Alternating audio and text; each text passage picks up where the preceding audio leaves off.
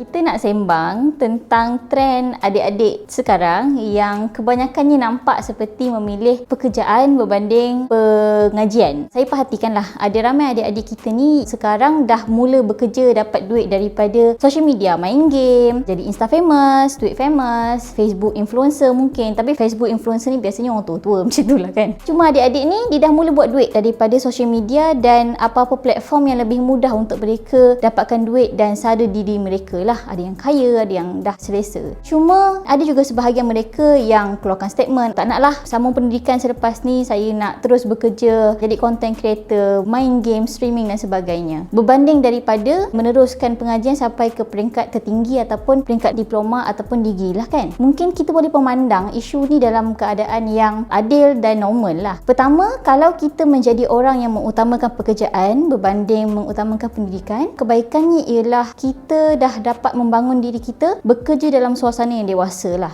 Untuk orang yang bekerja, biasanya mereka ni lebih mengenal apa itu hakikat bidang pekerjaan. Sebab bidang pekerjaan ni dia tak sama macam bidang kita belajar dekat universiti. Universiti macam fun, seronok, hantar saya melambat. Tak, kerja dia lain. Kalau kita tak sempat buat kerja kita ataupun kita careless ke apa, bukan markah kita yang kena tolak tapi gaji kita guys. So mereka ni adapt dengan kematangan dengan cara yang cepat lah dan mereka lebih dekat dengan reality. Cuma semput.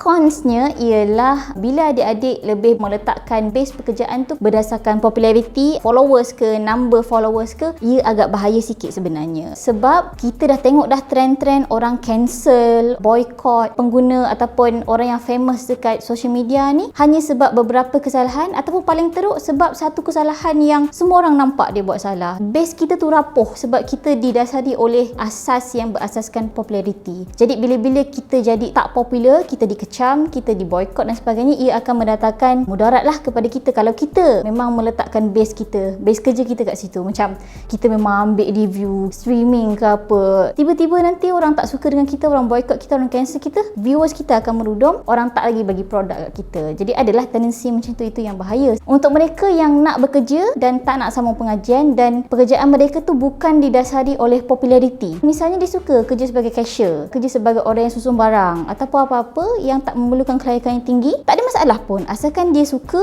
dia happy dan niat dia tu baik, menjara kehidupan dia, menjara keluarga dia misalnya, tak ada masalah langsung. Kalau tak nak sambung pengajian pun saya rasa okey, asalkan kita ada budi bahasa sebagai manusia lah. Cuma untuk adik-adik yang menyambung pengajian, kebaikannya ialah kita belajar satu-satu benda ataupun satu-satu ilmu tu dengan disiplin dia. Kita ada disiplin yang tersusun dan kita ada sistem yang baik untuk memahami satu-satu bidang, untuk kita jadi orang yang expert ataupun ada knowledge dalam bidang tu, berbanding kalau kita tak belajar dalam uni, kita kena belajar sendiri di luar. Cuma consnya ialah adik-adik bekerja lambat lah, adik-adik tak akan dapat sara hidup dengan keadaan yang cepat. Dan lebih teruk ialah sambung belajar tapi lepas tu kita menganggur, kita tak dapat kerja. Macam kebanyakan daripada graduan sekarang lah, terutamanya lepas covid ni, sambung belajar grad sampai habis, tiba-tiba tak dapat kerja, kena pula kerja yang bukan sesuai dalam bidang kita. Anyway, apa pun yang adik-adik ataupun sesiapa anda nak pilih, sambung pengajian ke, terus bekerja ke, anda nak bekerja dengan basis populariti ke, semuanya okey sebenarnya. Balik kepada niat dan balik kepada macam mana kita uruskan keadaan kita tu. Yang penting kita tak menjadi orang yang menyesali apa kita dah buat. Contohnya kita dah sambung belajar, kenapa sambung belajar, berhentilah, drop out lah, sambunglah kerja. Sayanglah sebab kita dah letakkan masa kita dekat situ. Jadi untuk adik-adik yang mungkin sekarang fikir lebih elok ada duit kan, saya lebih senang kalau kita boleh buat dua-dua. Kalau kita ada kebolehan untuk menguasai media sosial, kita gunakan. Dalam masa yang sama kita belajar juga supaya kalau jadi apa-apa kat media sosial kita, kita ada ni ilmu reality yang kita berpegang ni. Kalau adik-adik rasa adik-adik boleh cope, seeloknya belajar sambung pengajian bidang apa-apa yang adik nak, tak kisahlah level mana pun. Tapi kalau adik-adik ada kebolehan untuk mengurus social media, ada pengaruh, elok cantum sekali. Dia akan jadi gabungan yang baik lah.